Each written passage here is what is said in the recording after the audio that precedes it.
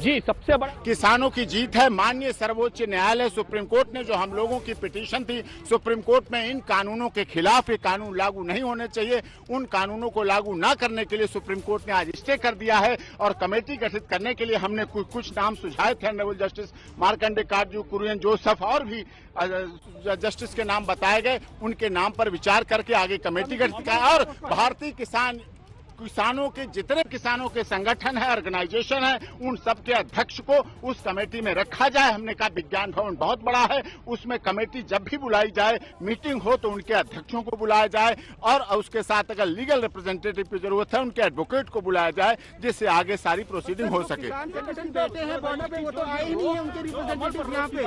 इसको किस तरह से समझाया और कितना समय लगेगा? ये पूरा समय लगेगा, कमेटी टाइम लगेगा, लेकिन कानूनों पर रोक लगाना भारत के किसानों की सबसे बड़ी जीत है और ये सरकार की हार है। माननीय सर्वोच्च न्यायालय ने कहीं न कहीं माना कानून गलत थे, किसान विरोधी थे, आर्बिट्रेटरी थे, अनकॉन्स्टिट्यूशनल थे, इसलिए इन कानूनों पर रोक लगा दी गई है।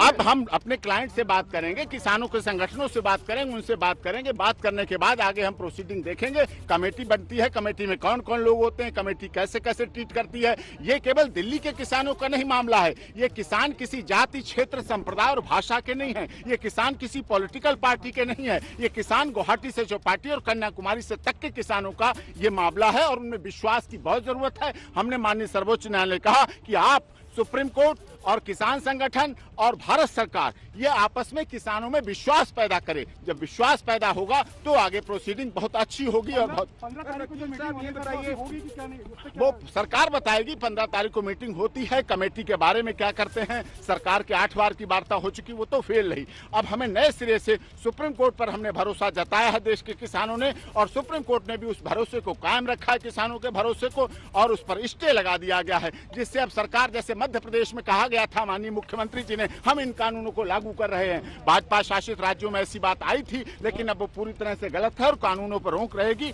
और कानून जब तक ये लागू की बात ही नहीं है, अभी लागू होने का कोई विषय नहीं। अपना सवाल पूछें, ये कानून रद्द भी होंगे क्योंकि कमेटी बनेगी और कमेटी में सारी चीजें सच्चाई के साथ रखी जाएंगी। जब बनेगी कमेटी, बनने के बाद जब सीधे सामने आएंगी और फिर उसकी रिपोर्ट माननीय सर्वोच्च न्यायालय में आएगी। जब रिपोर्ट आएगी तो उस पर दूध का दूध, पानी का पानी हो जाएगा सब कुछ।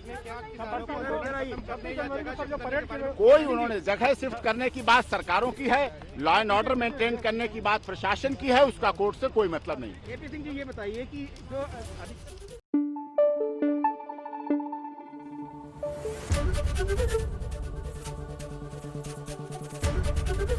एबीपी न्यूज आपको रखे आगे।